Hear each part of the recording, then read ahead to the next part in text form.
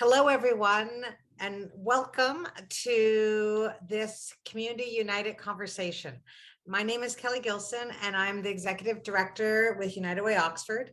And it is my pleasure to welcome you and our panelists here this evening to talk about this really important topic. And so as we get started, before we get into introductions or anything else, and I know people are still joining in, but I would like to take a moment to do a land acknowledgement. And for those of you that are joining us from home or from your workplace, depending on where you are this evening, or perhaps even listening to it down the road on our website, please just take a moment to reflect on the ground on which your feet are planted and where you are when we think of this acknowledgement. So we will begin our meeting by acknowledging that we are meeting on Indigenous lands that has been inhabited by Indigenous peoples from the very beginning. As settlers, we are grateful for the opportunity to meet here, and we thank all the generations of people who have taken care of this land for thousands of years. Long before today, as we gather here, there have been Indigenous peoples who have been the stewards of this place. In particular, we acknowledge the traditional territory of the Ananashbek, the Lenape, and the Haudenosaunee. So sorry. This territory is covered by the Upper Canada Treaties. We recognize and deeply appreciate their historic and current contribution and connection to this place. We also recognize the contributions of the Métis, Inuit, and other Indigenous peoples that they have made and are making, both in shaping and strengthening this community in particular, our province, and our country as a whole. As settlers, this recognition of the current contributions and historic importance of Indigenous peoples must also be clearly and overtly connected to our collective commitment to make the promise and the challenge of truth and reconciliation real in our communities, and in particular, to bring justice for murdered and missing Indigenous women and girls across our country. So I say that I'm in my office in Woodstock, and thank you all for joining and taking a quick moment for that. So as we begin our session this evening, our Community United session, I just want to give a little bit of context as to why United Way has been doing this. And we've been doing, we started doing these Community United Conversation series in partnership with our Women United volunteers and staff and volunteers and community partners. We started at the beginning of the pandemic as a way to connect back to community. And our goal is really to talk about unignorable issues. Those are the things that United Way is very invested in. Those are areas that we are working with community partners in lots of ways, maybe investments, and maybe other resources to try and change social conditions and really improve the overall quality of life for our community. And so it's important that we recognize these unignorable issues and that we talk about them, because by doing that, that's how we can make change and how we can build a better Oxford County for all. And so just really quickly, for those of you that are not familiar with United Way Oxford is 100% local. And when I say that, I mean 100% Oxford County.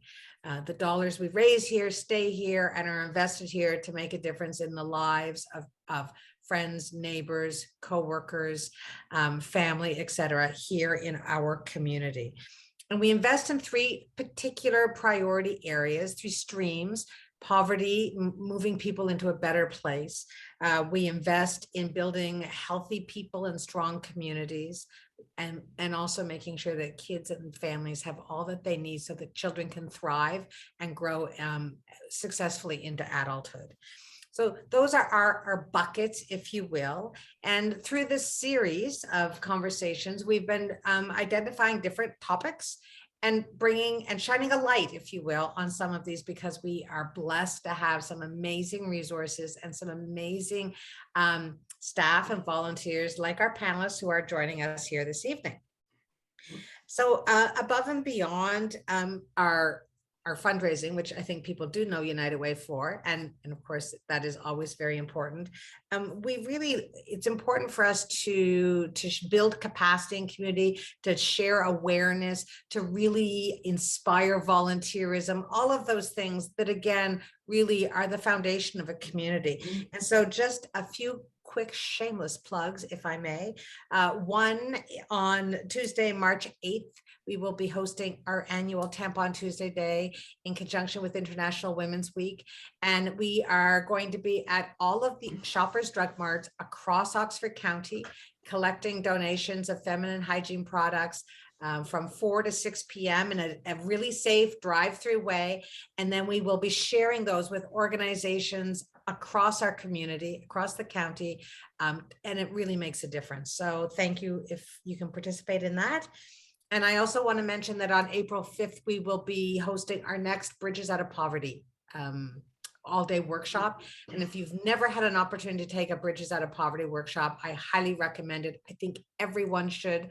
Everyone who deals with the public, whether you're a teacher, a police officer, a baker, or a candlestick maker, you should do it at least once and maybe more, because every time you do it, there's an aha moment. So the information's on our website if you'd like to learn more. And I will also tell you that the previous Community United Conversations are on our website if you would like to learn more and watch those. So I will just very quickly mention that this topic is particularly difficult, and it may certainly be difficult for some, or more difficult for some. So if it triggers a response, please step back. Reach out to the DASO crisis line. You can reach out to the reach out number. Those are going to be all in our chat box. And so you can see the resources listed. Please, again, connect and get help should you need it. I will tell you that you can do questions and you can type them in and we will try and get to them. And then we will leave a little bit of time at the end. We've been working on this topic. We have a running list of topics. We've been working on this for quite some time. And so I would also like to thank Woodstock Police Services for stepping up quite some time ago and offering to sponsor this so that we can, again, keep these sessions free of charge so that they are really available to the community. It will be recorded. So it will be recorded and on our website, the unitedwayoxford.ca website. It can be shared with workplaces and with others. And we've also been incredibly fortunate that Rogers Cable has been picking these up and showing them there as well. And so they're helping us really address these unignorable issues. So with all of that, I am going to, I think now, just finally mention this topic, as with every other topic we have. This is about the situation. This is about the topic at hand. It is not about individuals. It is not about a particular incident. So it is really about the general overall discussion point. And I want people to keep that in mind as we go through this. And remember that these are complicated and complex topics. And I am going to say, for one, I am far from an expert, although we are grateful that we work with so many and we have great community knowledge as experts to bring to the table, but I am not an area topic expert. And so forgive me if I am perhaps don't refer to something in the best way possible, but I promise I will try my hardest. And I think we're just all here to learn and to have this conversation. So now I will start by introductions. So thank you all to our panelists here this evening for joining us and willing to take the time out of your schedule to share your expertise, your knowledge, and your passion for your work to really make a difference. So if I could just then I'll introduce each of you and then call on you to maybe fill in and speak a little bit more about who you are and where you work and what your role is. So we have, I'll start with Diane Harris from Ingamo Family Homes. Diane? Hi, as you said, I'm from Ingamo Family Homes, which is the second stage transitional housing program for women and children in Oxford County. And I have been the executive director there for probably 26 of my 32 years with this agency. So I'm a long timer here. But I have had the opportunity to expand that role and to take on the executive director role for DASO, which is Domestic Abuse Services Oxford, which is the first stage shelter with the 24/7 services and also the crisis line.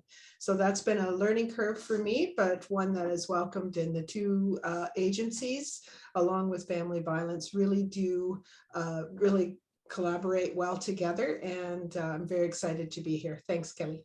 Thanks, Diane. So great segue over to Laura McCreary from DASO. Would you like to introduce yourself?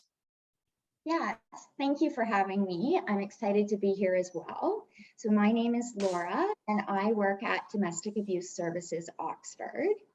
And I've had the privilege of working with women who have experienced abuse for the past 10 years. And my role at DASO is community counselor and sexual assault therapist. And I work in community-based programming. And at DASO, we have several community-based programs, as well as child witness programs. Yeah, so I'm glad to be here. Thank you. Excellent. Thank you very much. And Giselle, would you like to introduce yourself? Sure. Good evening, everyone. My name is Giselle Lichvella. I'm the Director of Service at Oxford Children's Aid Society.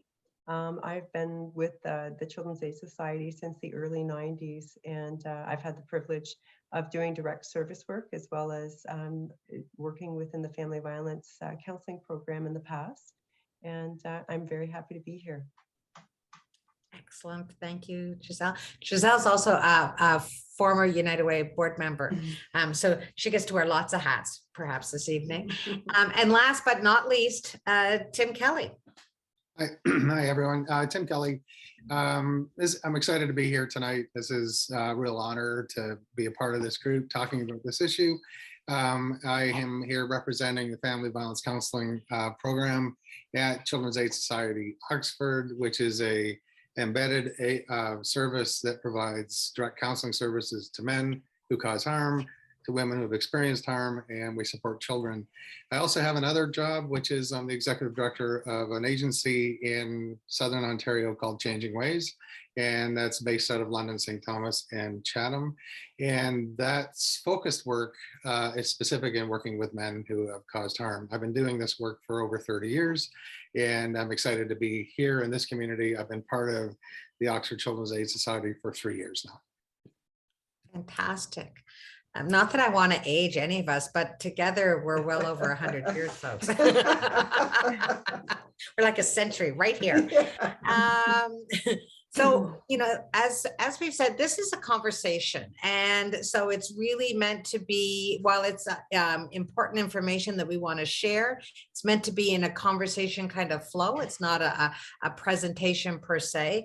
And so we want to keep it at a level where people at home can listen and really learn. And again, if people have questions, they can type those in the chat box, and we will either try and get to them as we go through and or at the end, depending on how the fit goes.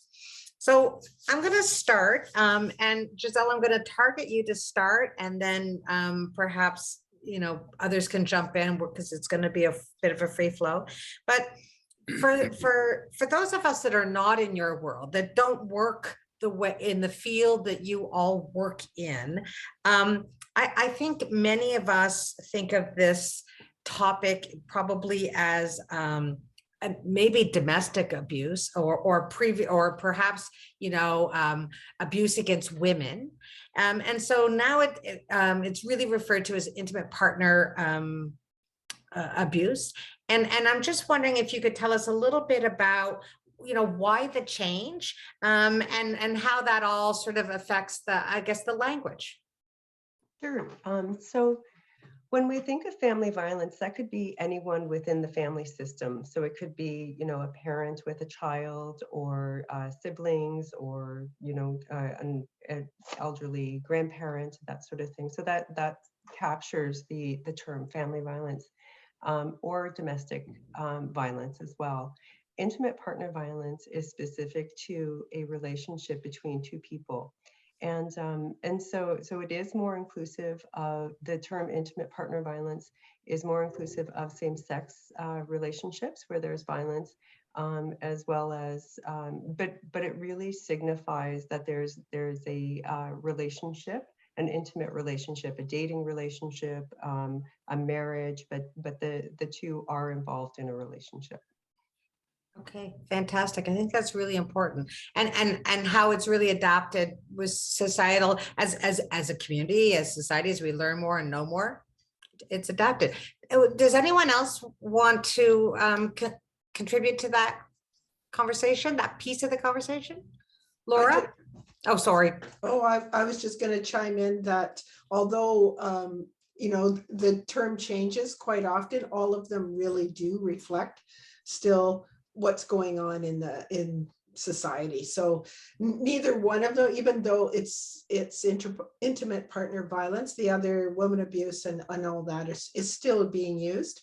And they all of them have a strong opinion for this. Okay.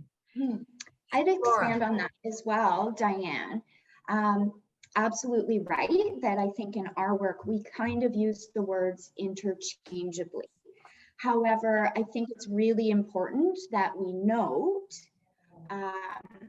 like according to the statistics, we know it's disproportionately women who are experiencing domestic abuse, and it's disproportionately men using abuse in relationship. And I think naming men's violence as the problem is part of the change that we have to make as a society.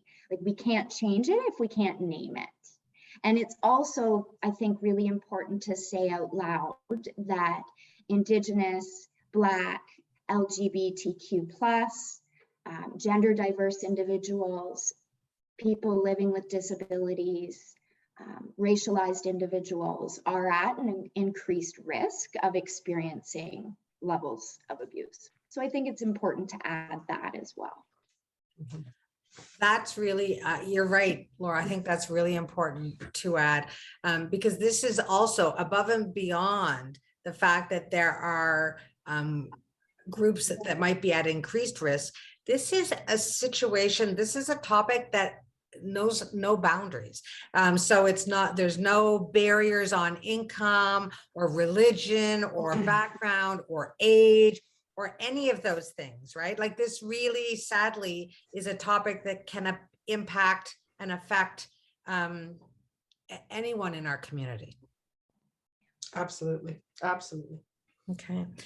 So just because we're and thankfully coming, I think, through the other side of the COVID situation, but we've had 2 long years of certainly a lot of people stuck at home or being told to stay at home or working from home, people being very isolated from homeschooling to all kinds of impacts, the economic fallout, et cetera. I mean, it has been a challenging time, we know, for all, and sadly more challenging for some. And so can you, I mean, there's a real list of the challenges that people have faced, but in your field, in the work that you do and with the women that you support, can you share a little bit about the impact of COVID, the pandemic, and how that's really impacted the women and even your colleagues and how you deliver your work and what you've been doing?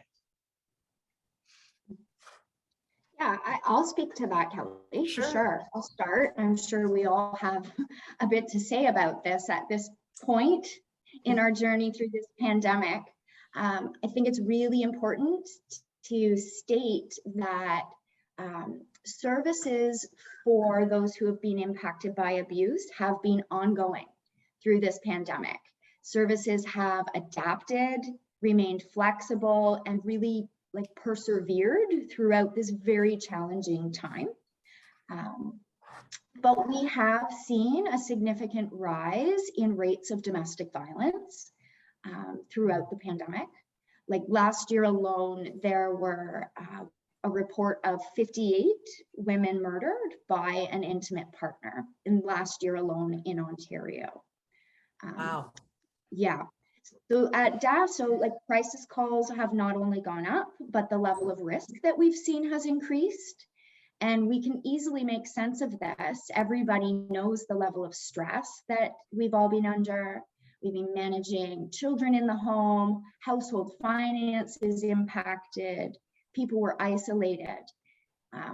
We've all been told to isolate at home, but home was not always a safe place for everyone. Yeah, so that's, I think, where I would land on that. Mhm. And for me, I think what COVID actually did was really lay bare some of the real shortcomings and challenges within our system, some of the vulnerabilities that were created in the systems that we have that during normal times struggled to meet a demand. And then during this particular point in time, so from the perspective in which I do work with men who cause harm, one of the greatest challenges that we were dealing with was they were often in the home with the family that they were causing harm to, and without any sort of natural out that often might have happened before, where someone might have gone to work and so they'd have that break, and they, all the, those opportunities. But the other thing that we found was the intersection between a lot of different sort of challenges, sort of social challenges, and for a lot of the men we were seeing, the sort of becoming unhoused was a big part of it. And there were a number of men that we worked with that would have been released to live at someone's home as part of a release condition, and were then evicted from those homes because of COVID risk, and we were left scrambling trying to figure that out. When we talk about the issue in terms of woman abuse and the impact on women around being unhoused and housing, it became just astronomical to try to deal with. So I think there's a lot of sort of challenges in the system that what COVID really showed up. The other thing that it showed up for us is how innovative and responsive we can be to find ways of actually trying to meet the service, even though it's different. So I just want to kind of throw that in there. There's two challenges that happened, and a lot of us were really thinking on our feet as we were going and trying to figure out what to do. Mhm. Yeah. And one of the things I that think Diane could really make, sorry, Giselle, but I was just gonna say, I think Diane could really jump in, both in terms of if you think about the housing impact and how that has really affected certainly Ingamo, but also I have to plug Diane and her team for their innovative work during COVID to find new and creative ways to make sure they were delivering the programs they needed when they needed the most. Yes, that's exactly what we did. We did, like, for our supportive moms programs, which, United Way really helped us out. So there's a plug for you too, Kelly. But yes, we did provide supportive mothering programs through innovative ways and through continuation on a virtual platform, which was very new to us. And we did have concerns with regards to that, because we can't always see who's in the background, and it could cause some very serious issues. But yeah, we tried a lot of different ways to provide program. We had the luxury of having Toyota come in and help us with some of the plexi barriers that we've had to do, and signage and all of that. So that was really great. But the housing piece has really been difficult because women cannot move on. And as our program for Ingamo, generally we're a 1-year stay, and lots of our women are now staying 3 to 5 years because there is no place to go. But we have been working with the other agencies in Oxford County and hoping to find and getting some results to move people on. So a lot of that housing piece, people cannot find, even a couch to stay on through COVID because you can't interact with people. So that was a real problem. And some of the women may not wish to go into shelter right away, but there is nowhere else for them to go. And there is no, housing, there's no apartments, there's no affordable housing. So that really pulls at heartstrings. And where do you put people in your county? So that's something, that's an ongoing issue that we're hoping to really address as we go forward. And that's actually, we've done one of our sessions, one of our unignorable issues was on the housing situation. But for people that don't, that aren't out there looking, we have in Oxford County roughly about a 1% vacancy rate. So for all intents and purposes, that means there's none. And the rate, so there's very few for an inventory perspective options, but the worst part is that they're no longer affordable. So apartments or even rooms to rent in a home or whatever that might be, houses, etc., that we're going for, $500, $600, $700 Or 2 years ago. 1,800 and up. I know. And there's this waiting list for 7 years, for at least 7 years, for 2 bedrooms in Oxford County. And that is one of the highest needs. And there are no 2-bedroom apartments or townhouses or anything like that. So yeah, it's a really big problem that we're up against. It's a real challenge. Absolutely. And Giselle, can I just swing back to you and a little bit about, again, kind of going full circle, but the question was about the impact of COVID and the pandemic, both on the clients you serve and your colleagues and how you do that. Well, and I think Laura did a great job in talking about, some of the realities of service providers. The service offerings were challenging, though, for some women who really didn't have access. I think it's been referred to as the digital divide. So for women who are in rural communities, maybe not having access to secure internet, or having a partner in the home who's monitoring her use of technology. And so trying to get help became more and more challenging. And the service offerings that Children's Aid often relies on is a network of support from other service providers. And so we will rely on public health, and we will rely on, DOSO or Ingamo. And so when things became mainly virtual, there was a bit of a gap for some women, especially if they couldn't access the internet, or if home wasn't a safe place to speak at. And as Diane talked about, we were never really sure if someone was in the background. And so really taking all these precautions and different ways of thinking about safety while providing service.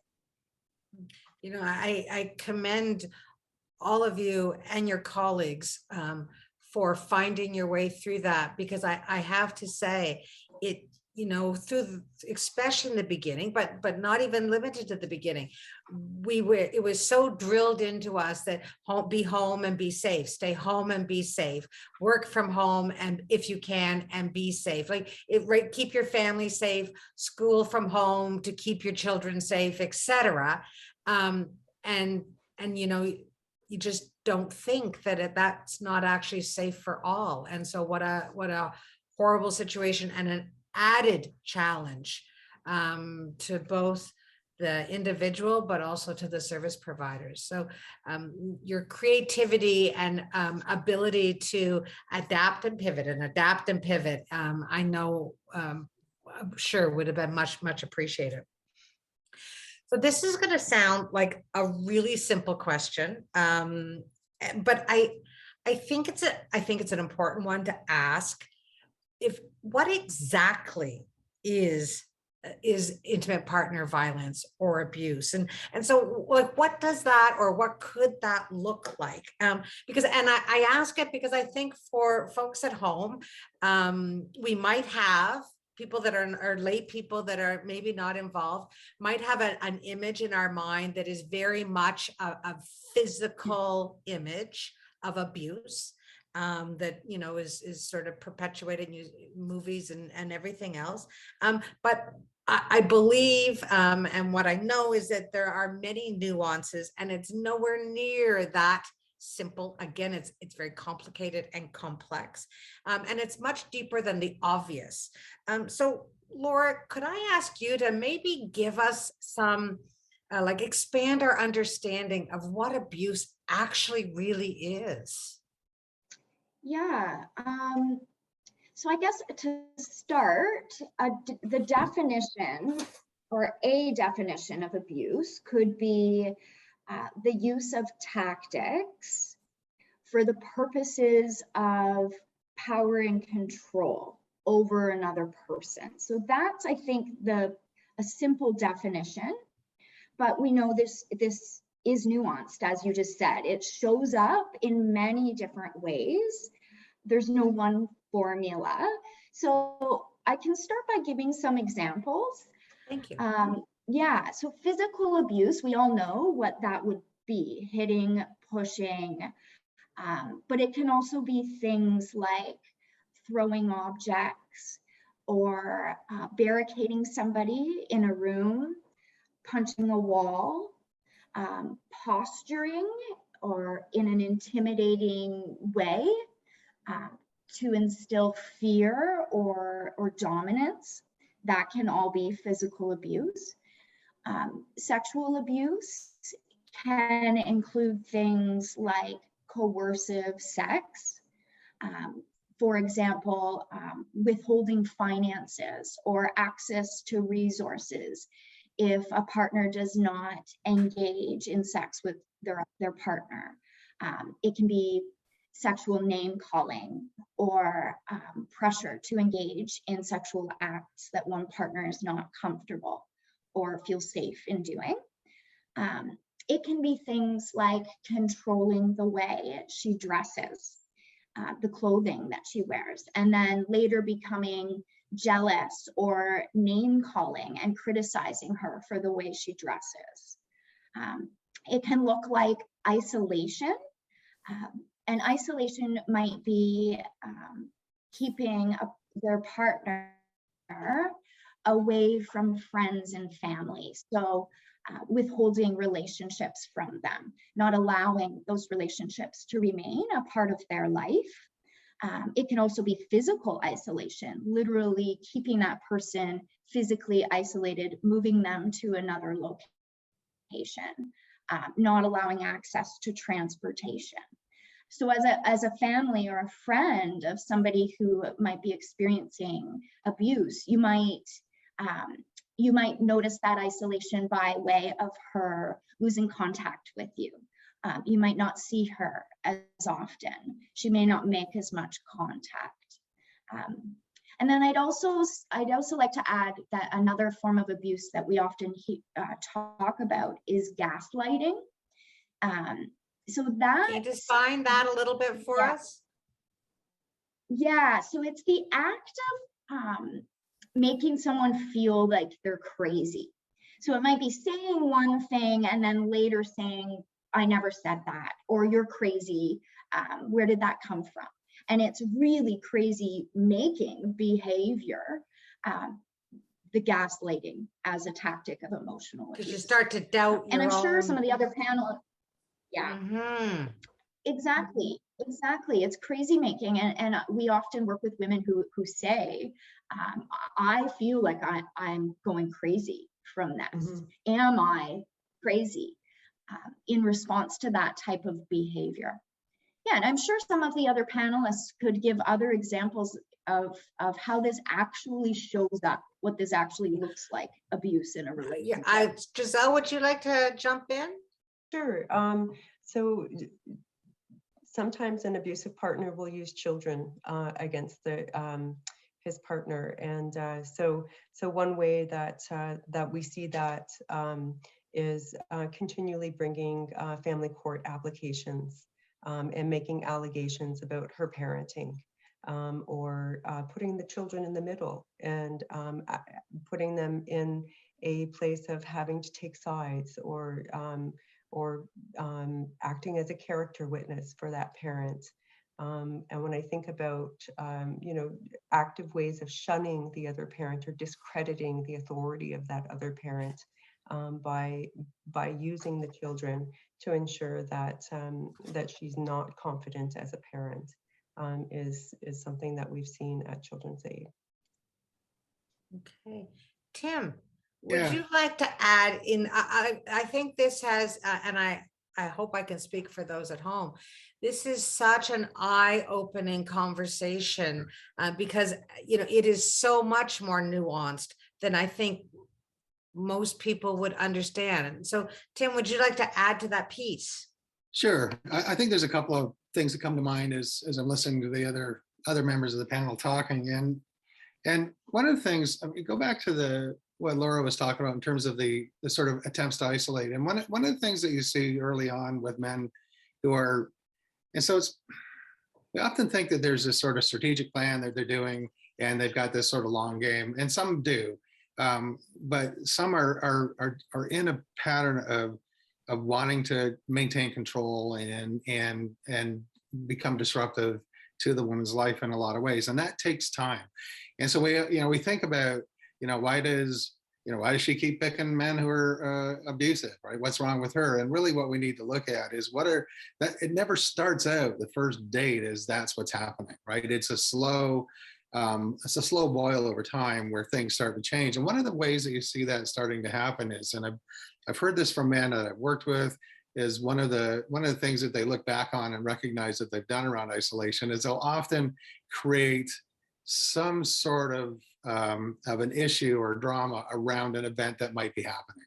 So it could be a birthday, it could be going out to friends, it could be, and so it's not like and so when we talk about complexity and subtleness, that's the subtlety of her slowly beginning to be isolated because she's embarrassed by something he's done, went out with her friends, or she doesn't want to deal with whatever's going to happen if she tries to make plans, or he may make plans and then pull those out at the last minute. So those kinds of things that are happening are really important for us to pay attention to, and we often call those red flags.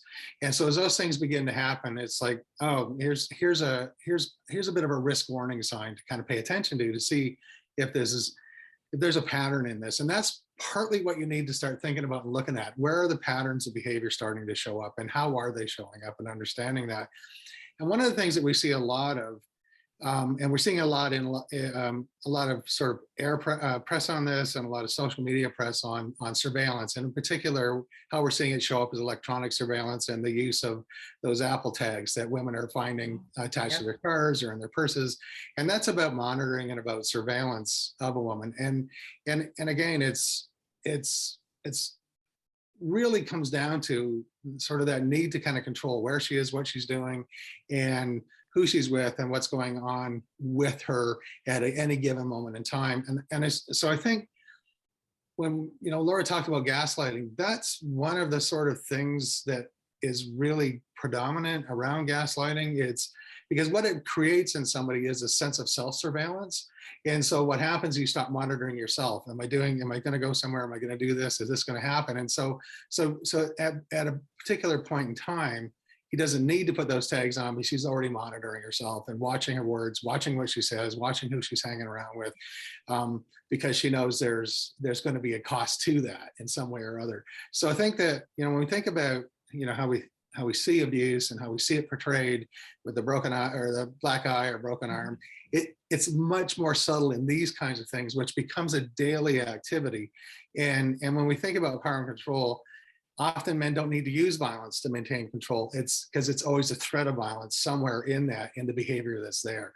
And so I think we need to pay attention to that. And particularly if we know someone who's abusive, or we know someone who's being abused, that we recognize those pull away tactics that are happening are strategic in what's happening. And so we want to kind of go closer and try to pull her closer. And from my perspective, we want to try to pull him in closer to us and have those hard conversations with him about what you're seeing. With the men, you can have those hard conversations with. Mm-hmm. Because as you have those conversations, as you have family or friends that are there and offering support, it provides a little more safety, doesn't it? Well, Or a little more opportunity. I think what it does is it brings things back out into the open again. And where abuse thrives, or where men who are being abusive, where that kind of grows is in that silence. Because part of what he's trying to do is keep that silence in place.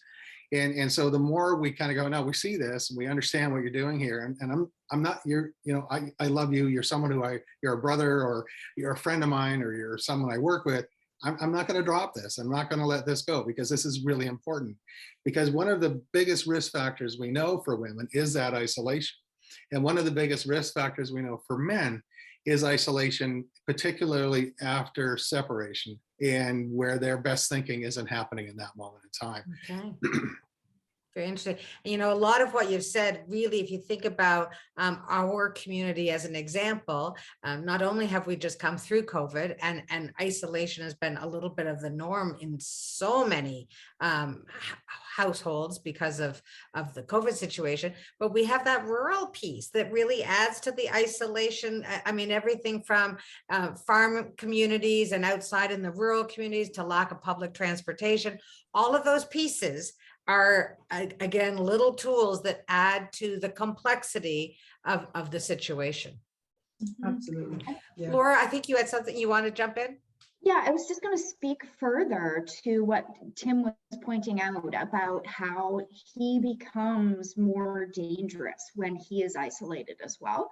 So I'd just like to talk a little bit about that there is an increased risk for women leaving abusive relationships at the time of separation, as well as for about 3 to 6 months after separation. That can be a very dangerous time.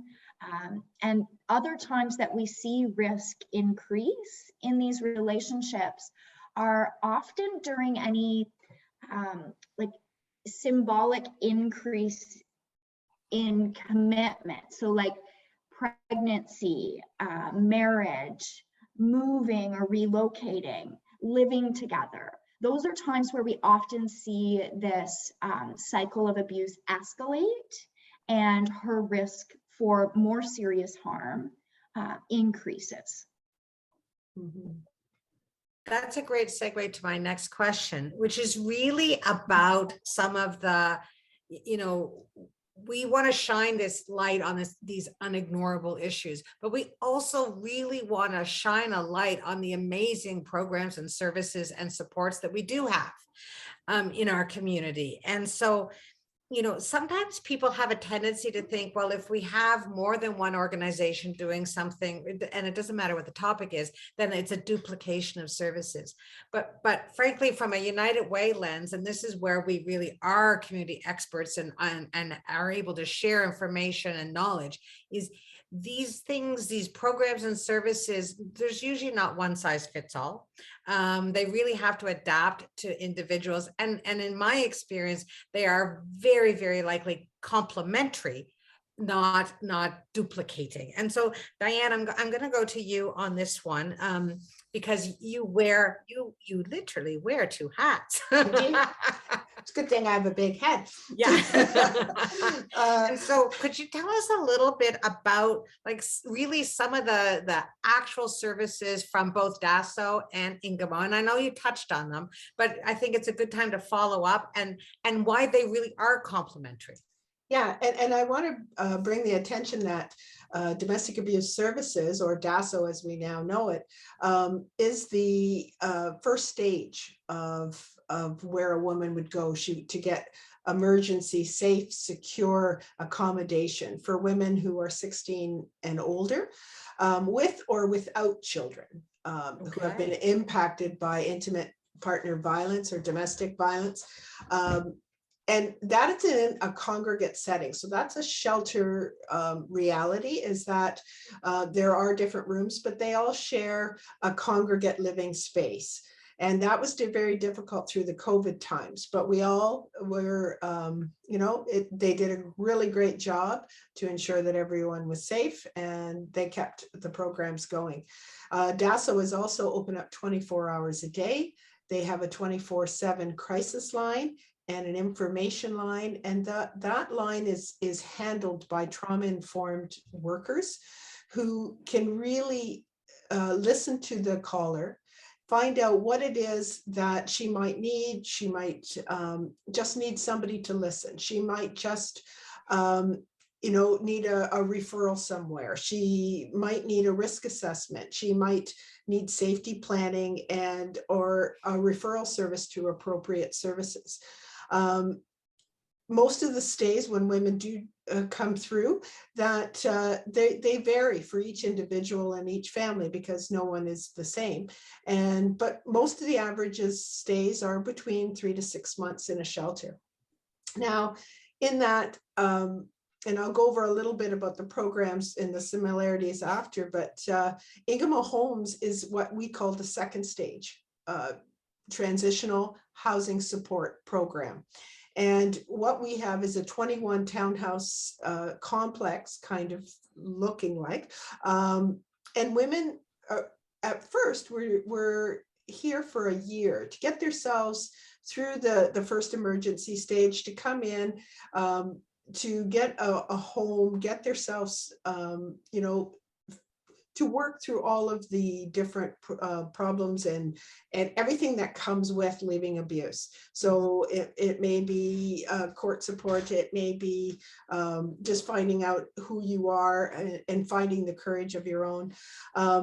That of course has expanded, and our length of stay, as I said, has gone up. We do work with the county very closely for affordable housing options. Having the second stage housing and support, it really makes it less likely for a woman to accept unstable or unsafe housing options. That includes not returning back to the abusive partner. So that was the intent of second stage after the first stage. So important. And although we have a lot of programs that sound similar to we both offer counseling, we both offer group work, we both offer children's support groups, we both offer family criminal supports, but they're different because the person using the service is coming in at a different time. There is, first you have your emergency services and you're just trying to get through. Sometimes it's just day to day or minute by minute. When you're moving into second stage, you have a little bit of more breathing room, and what you might acquire or need in that moment might be different than it was when you were going through the immediate crisis. So even though some of our services to the public may look like they're the same, they are not the same. And as women get more secure and more apt to move on, they need different things in their lives. So we try to provide it. One of our main pieces for both programs is we meet women where they're at, and we provide the services that they require without judgment, without any kind of trying to make her feel bad for her choices. She is where she is, and we're going to support her to the next spot. And she is really the driver of her car, and we attach ourselves as a person who sits with her and navigates that road with her, and she just takes the wheel. And that's what both programs are very good at, is allowing the woman to find her way and to express herself in the best of ways. What a great way to put that, because you're right. Everyone, every situation, every person has their own sort of special needs and their own lens and readiness, all of those things. Yeah, and no two families are ever the same. So in my experience, to have very rigid rules, it never has worked out, because one family, it just won't work for one family. So you have to meet them where they're at, and you have to provide the services and supports that they require at that time. And it's always different. Mm-hmm. Would anyone else like to sort of speak specifically about some of those services and supports before we slightly change the topic? Yeah, I can talk a little bit about what we're doing at Family Violence Counseling, because we while we provide support services for women who experience abuse, and we offer supports for children who are involved as witnesses, we do also programming and offer support for men who cause harm, both in their intimate relationships as well as in their parental roles. So we have a couple of programs that we offer out of that service. One of the downside of offering services for men is there's a threshold at which you have to kind of reach before you get access to those services. And often for the intimate partner violence service, it's a criminal charge. And so there's a lot of harm that's already happened in the meantime. But I just want to share with you. So we did some research a number of years ago out of my work in London, where we interviewed around 85 men who had been arrested for intimate partner violence. And we asked them, did they ever talk to anyone prior to coming in? And almost to a man, every one of them had talked to at minimum of one person, if not 3 or 4 people. And was often reaching out to their faith representative or their family doctor or a friend or counselor. And what they all said was, the person who I reached out to didn't understand how to help me figure out what was happening in my relationship with my partner. So they recognized there were problems. They recognized they were using a lot of aggressive behaviors and a lot of power and control. They weren't sure about what to do about it and how to unpack it. And so for me, what that says is, while we offer a service like the program for men or the Caring Dads program, these men are showing up in other people's services. And I think part of the challenge for us as a broad sector community of community service providers is really beginning to figure out how to recognize the person when he's showing up, and then how to begin to have that conversation. And some of the places where they show up is in the workplace, where they perhaps have either been arrested or there's problems going at home, and it's showing up in the workplace. And we know that by other research we've done, that it shows up there. And often employers aren't sure what to do about it. And often employers have zero tolerance policies and will act accordingly, rather than looking at how do we create sort of a support system within either the union environment with the stewards, or supports within the community or other agency services where these guys show up and begin to do that work with them.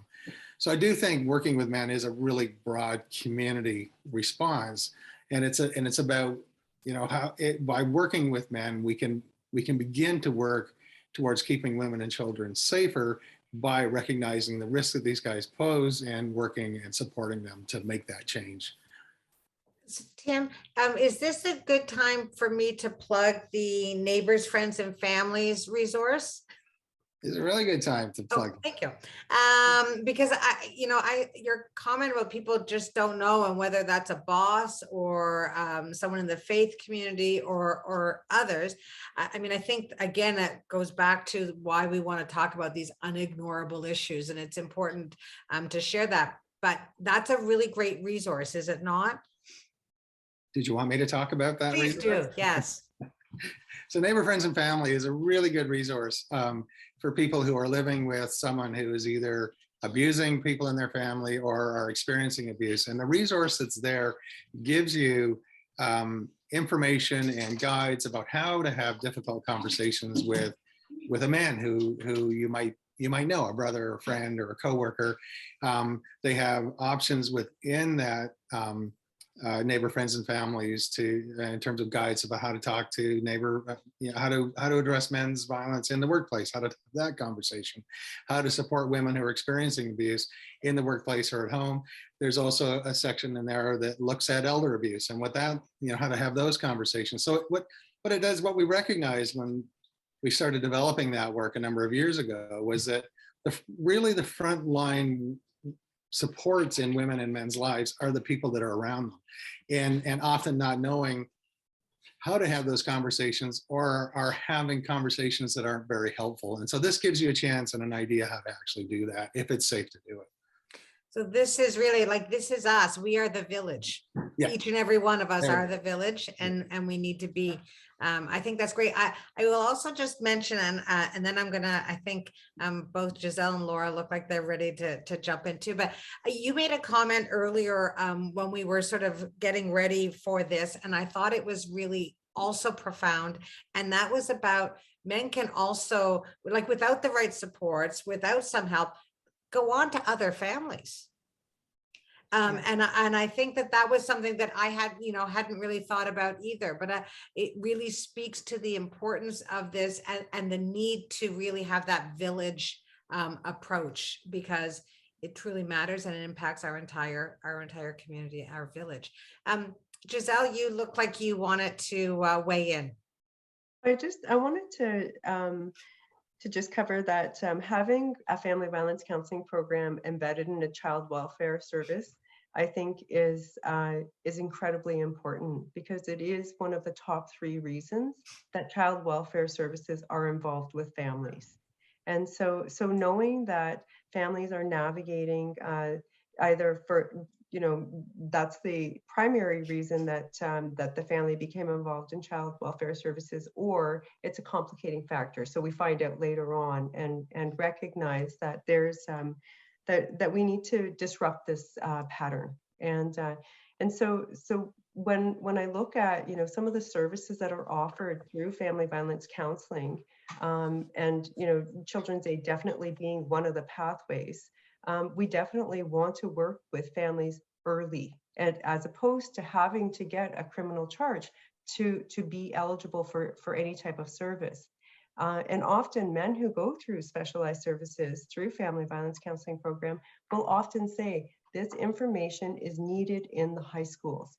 And we might get them there, reluctantly. However, there is a recognition that some of their desire to not use violence within the relationship is realized later, or they may want things to be different in their relationships. And so I think that creates this more of a coordinated response when we work with DASO and Ingamo and family violence, and we are ensuring that there are no wrong doors. And so even though it might look like there might be the same types of services that are being offered, people are on different paths of their journey, and we do work very collaboratively as a service, as a bigger service within this community. And, I think that is so important, because people really do need to understand so many groups or organizations, they work in partnership, and that probably happens everywhere, but it really happens in smaller rural communities like ours, when you need each other, like, in order to provide really good supports, really good programs. One organization can't do it on their own either. I mean, it is how we come together to make sure that safety net is there. And that is our strength as a community, that we can collaborate and partner and really kind of fill in and pick each other up and fill in those gaps and make sure that we can do the best that we can with the resources we have. Yeah, that's absolutely true, Kelly. We are stronger together, and that's why collaboration is so important. And Oxford County has had a history of working really well together, and that's hopefully going to continue. I'm sure will. It's also a great, sorry, Laura, I'll go right back to you, but it's a great segue that we are often an under-resourced community, county, in a lot of ways. This is one in particular where we do not have the same level of supports available. We just don't have them.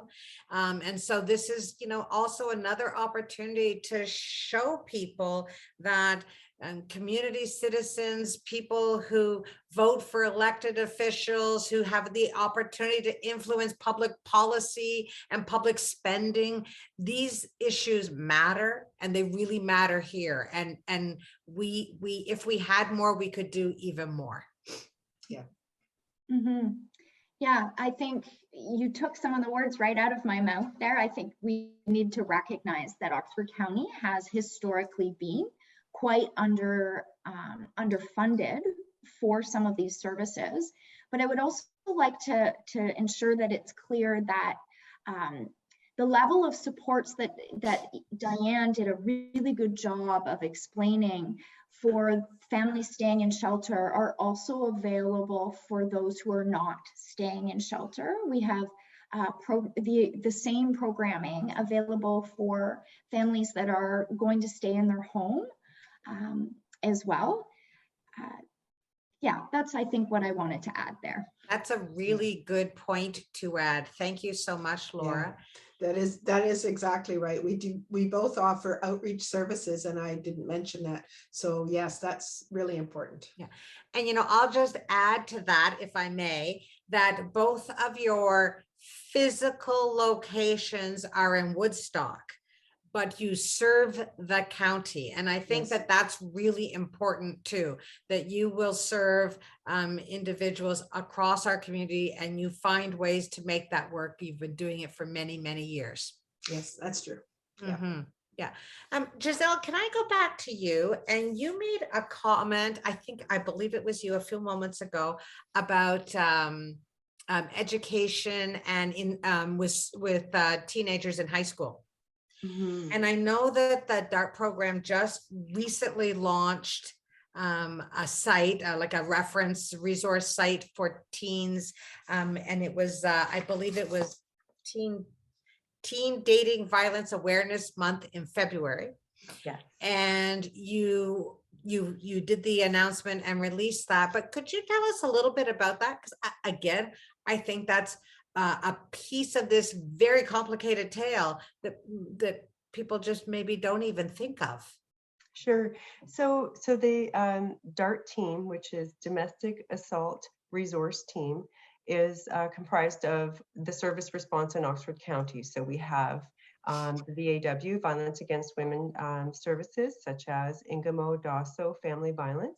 We have child welfare, we have police, we have the court, so we have our local domestic violence crown, as well as education, all around the table to develop strategies in trying to ensure that our response in Oxford County, when families or individuals or families are navigating abuse, that our service response is streamlined and informed, and that we are trying to work towards prevention as well. And so our strategic priorities involves making sure that teens recognize healthy relationships, and that we're giving as much information as possible and giving as many strategies and tools to our youth in our community. And so we have been working on developing this website for a while now, and so the decision to release it on Valentine's Day was to really, recognize that that February is Teen Dating Violence Awareness Month, and we wanted to make sure that that everyone in our community had access to these resources.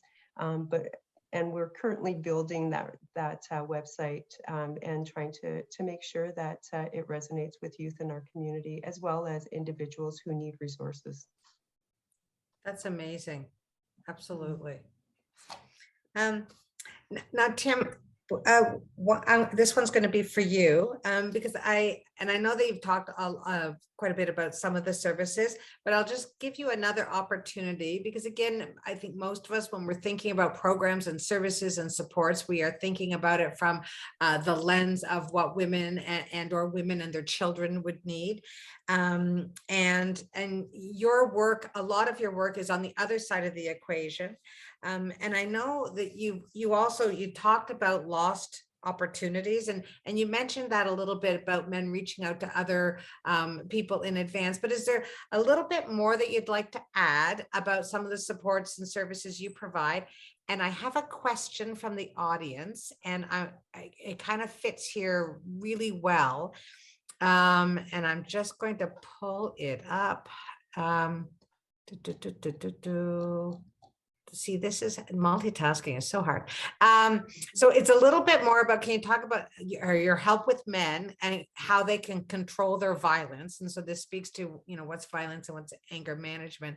And and is it making progress? And I think the question is really, as a society, are we making progress? You're muted. Yeah, I know. Yeah, that's a really big question. That isn't really simple at all. You have 2 minutes, go. Well, I'll talk really briefly about what we Okay. do at Family Violence. We offer a number of services that are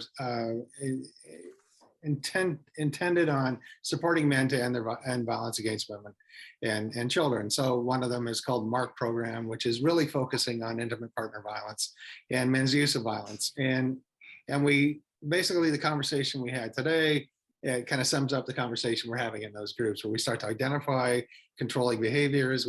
We start to identify the impact of those behaviors. We start to identify what are sort of replacement behaviors that you would want to go to rather than being controlling. We talk about what responsibility looks like for our behavior, what accountability looks like towards your family, towards your partner or ex-partner, what safety looks like from perspective of somebody who causes harm versus someone who's experiencing harm. So how do you keep people safe around you?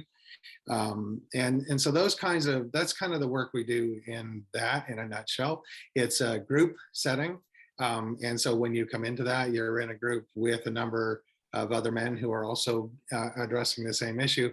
And one of the things that's pretty interesting, while that's anxiety provoking initially, what often happens is men begin to identify that they're not alone in what's happening here, and begin to see other men, and the conversations become pretty fulsome around how to make things different, how to become responsible and make those changes. So that happens.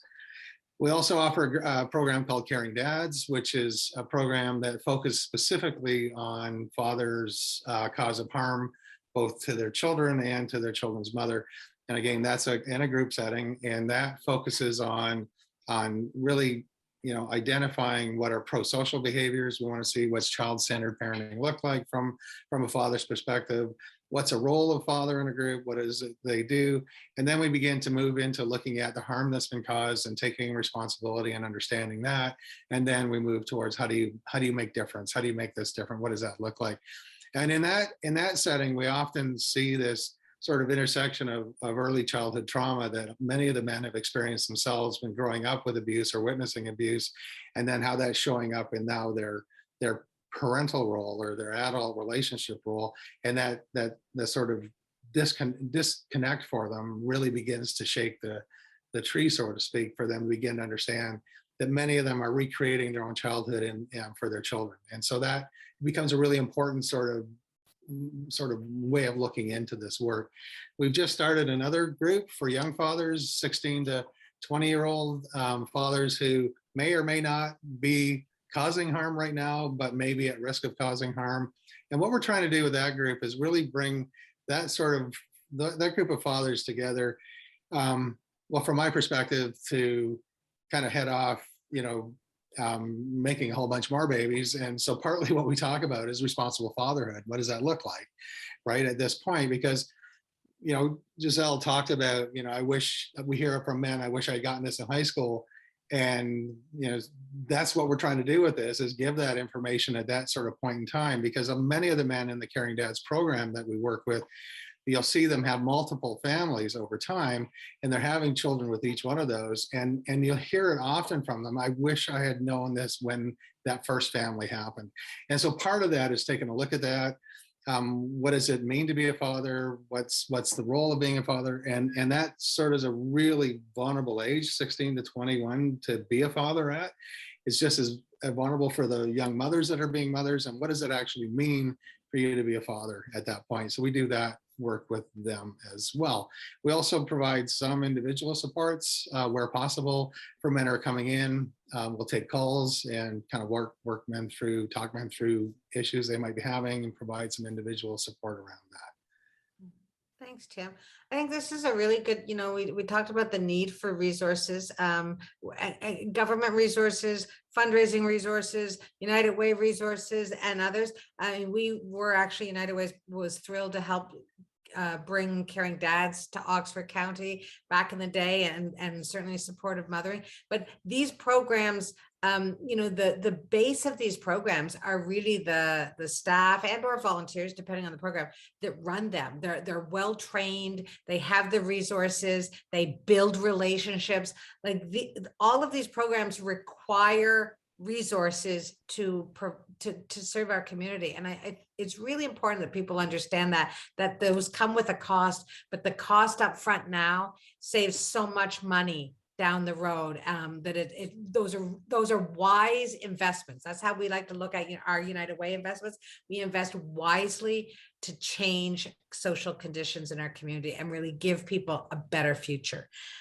Laura, can I go back? You had made a comment earlier, and this is a question from the audience, and it's a great swing back to you, about, could you speak a little more on why certain groups, such as perhaps Indigenous, Black, LGBTQ, the different communities might be more vulnerable in this situation?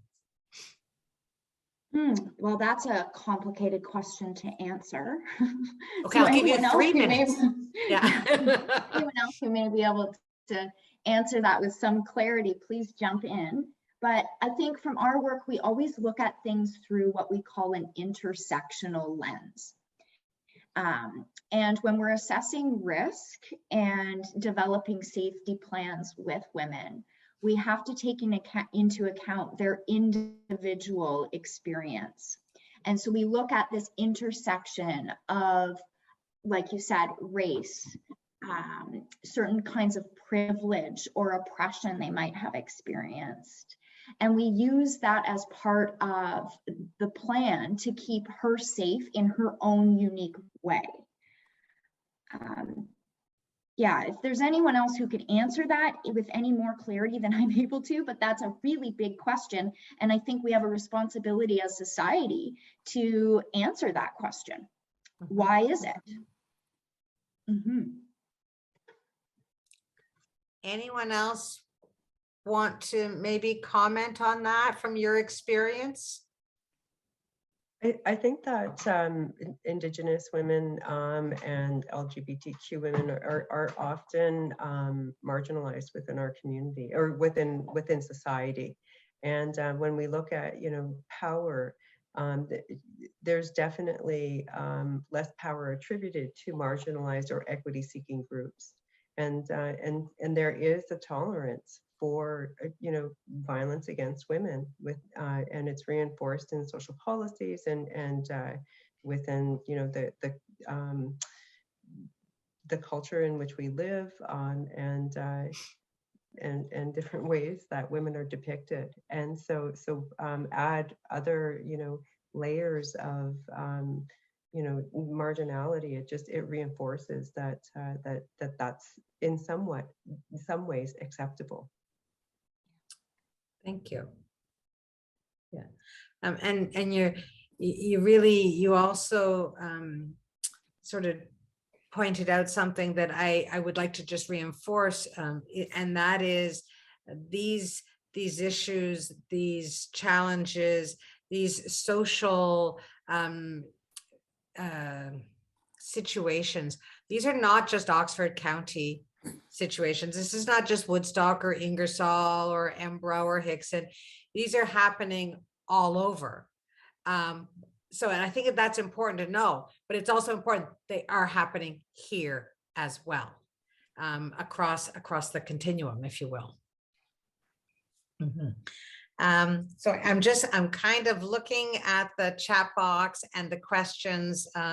We're about 8:15, and so we will be wrapping up. So this is where we can try and we have a couple of closing questions that we want to ask our panelists, but I also want to make sure that if I can, if there's questions in the chat box from our audience members, that we do our best to answer those. And certainly a reminder that there are all kinds of resources there. And following this event, we will actually take those resources and have them on an information sheet on the United Way Oxford website. And we have all of the numbers for the DASO crisis line and again, all of the supports and services. And I will also now put in a shameless plug for 211. So one of the beautiful things about 211 is it's an 24 hours, 7-day a week information referral line. And so if you don't know where to go, if you can't remember a 1-800 number, because their numbers are so long now. I mean, I still struggle adding the 519 on. And so if you can't remember, 211 will get you there. 211 are trained specialists who know what the programs and services are. They know how to connect you and they can make it easy. So especially at a time when perhaps your stress level is incredibly high, that's an easy number to remember to get you to where you need to go. Sorry, and I'm just looking and I don't see anything else specifically in the chat box for a question. No, and yes, I do. I am wondering about what programs are available for men experiencing abuse. I get that that is not the norm, but it does exist. And it absolutely does exist. And we sort of tried to mention that up at the beginning of the session. Who would like to speak to that? I can tackle that. I think it's it's a pretty complex issue, and I don't disagree that there are men who experience a variety of different kinds of abuse and in their relationships. So a couple of things I want us to think about on that is, one, men experience violence throughout their entire lives, and often that violence they experience is at the hands of other men. So there is an issue in terms of how we understand men's violence and what that looks like, and how men are victimized by that violence. There's also we understand that men grow up in homes where they've experienced violence, or they've experienced control and abuse and neglect and all of those things. And it shows up in their adult relationships in a variety of different ways. One is by being abusive or coming forward using the control tactics. Others is by being normal and not doing that. And some men experience violence from women. We do offer supports at the Family Violence Counseling Program. Often it's through individual because of the numbers that are there. And there's a lot of reasons that those numbers are lower, but we will offer support and individual counseling. We also offer a program for women who have used violence or have been caught up and involved in the criminal justice system because of violence. That's a much more complex discussion about why those women are showing up there. And it has a lot to do with the criminal justice system being incident-based. And when they go out and they show up and do an investigation, if she says that she hit him, they will charge her, regardless of whether there's a history of violence there. But this could be an entire session talking about this. But I do think, I think it's a legitimate question to ask about what supports there are for men, period, across our communities. And that's often a group of that are accessing services, as I said earlier, in a variety of different kinds of ways. But how they're showing up isn't necessarily how they're actually needing the service they need, the kind of supports. And so, part of, Giselle said earlier, about, needing to get at this issue in high school. Part of what we need to get at in high school and in early adulthood is how to ask for help, and how to actually, do help seeking behavior. When you see it showing up, that's the one side of the equation. The other side is the response from the service providers or the helpers that are out there. And so I think it's a progress. I think we're continually evolving in this work, particularly in working with men, about what that needs to look like. But from the vast majority of the pressure we get in terms of working with men, it's often men visiting violence on women and children. And that does tend to overshadow men who are experiencing violence in a variety of different ways. And as I said, most men experience violence because of other men. So I don't know. I hope that didn't sound like I was dodging your question. Not at all. Not at all. I am sure that the person who asked appreciated that, and it was a really good question. And we have used the term, this is complicated, this is complex. many times through this evening, through this session, because it really is complicated and complex and interwoven and interconnected and all of those things. And so our goal this evening is really just to bring it the topic to the forefront, to have a conversation on this unignorable issue, to provide resources for those who wish to dive deeper, who wish to learn a little more, who want, there are opportunities for folks to do that. But if nothing else, at least it shines a light and it makes people think. And perhaps challenges some of the assumptions we may have, or what we thought we knew was true that maybe isn't quite reality, right? So I think these are really important conversations. And I'd like to, I have 2 questions left. And I would like to maybe start with, as we've gone through this session over the last little while, and we've heard so much incredible information from all of our wonderful panelists, and really talking about their work and the work of their colleagues to make our community safer and stronger and better. I think people at home might be now thinking about a particular woman in their life, a family member, a friend, a co-worker, or a neighbor. And maybe some of the things that you've said, some of those things that you've identified as flags or other concerns, and now they're sitting at home thinking, like, what if? Should I be concerned? And so if people are at home and they're starting to think about that, and maybe like it's causing a little bit of a flag in their mind, what can we do personally to support or ensure access, to help for people who need it when they need it? And I'm going to go to Diane on that, if I may. Mhm. Well, first and foremost, I think you have to be present and you have to be watching and listening, because abuse doesn't show up, as we've said, just as a punch in the face and all of that. It's very, very hard to determine. So I think if you know something, that you might have that niggle that something is going on, that you really are observant, you're asking questions that are not too pointed, but understanding that if a woman isn't ready to talk, they're not to push. And that, that you're there, that if she ever needs to talk, that you're there and you can provide that. Also, to go to the neighbors, friends, and family and get those brochures, because they really do outline in layman terms on how to approach, what to say, what not to say. I think it's really important that when you are talking to someone that you might suspect, that you're asking the questions in a non-judgment way, sorry.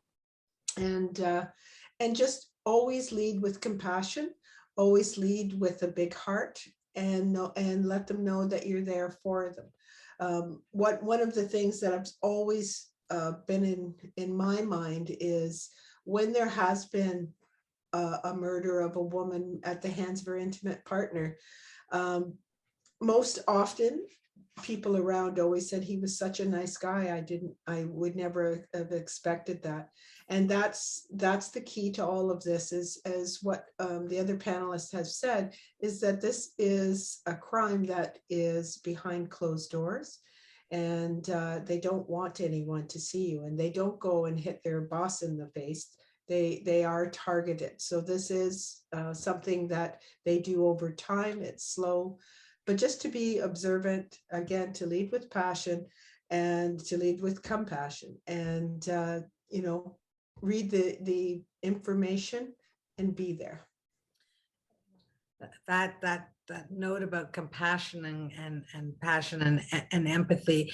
We need kindness now truly more than ever before. So I think that is really, really important. And giving her those resources by numbers, but also doing it in a way that they're not laying on her table.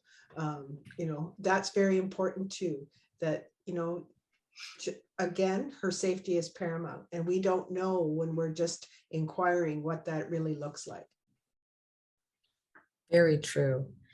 And so I guess as we get close to the end of our time, my final question is really about for women or others in the audience or listening to this after the fact that are watching from home, and they themselves are facing violence, or perhaps they've not yet reached out for assistance, or perhaps they haven't even quite come to that point in their understanding, but this is starting to trigger their thought process and the opportunity perhaps to reach out. So what can you share with them as the next steps or the best steps or one of many great steps for them to move forward to try and seek out the support they require? I'll speak to that a little bit, if you don't mind.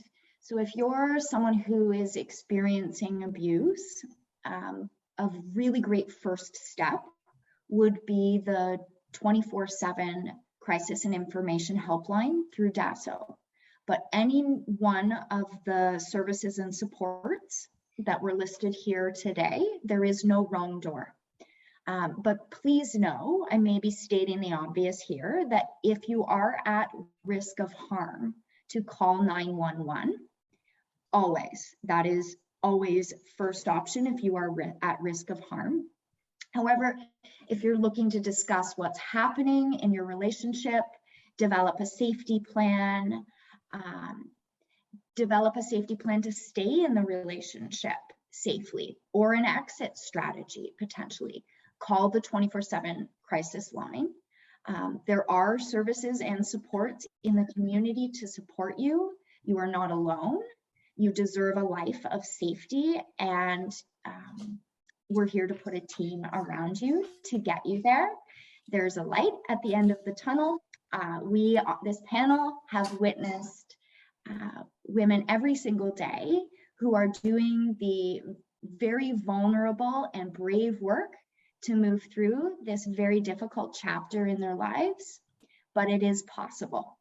There is light at the end of the tunnel. I love ending on a note of hope. Because I think that really matters. And we know that there are these amazing supports and people there to help. And so that really does provide hope. And so I'm actually, I'm going to read out the crisis line number. So in case people are watching and aren't able to capture this through the chat or some of those resources, please know it's 24 hours and it is 519-539-4811 or 1-800-265-1938. And you can actually text as well. And so I'm going to just add that if you're at home and you want to text for some help to the DASO crisis line, the text number line is 519-788-9993. So those are really important numbers because those are a great step. That's your first step right there. So as we are down to our final 2 minutes, is there anything that any of you would like to add that you haven't yet had an opportunity to? No, you've shared so much.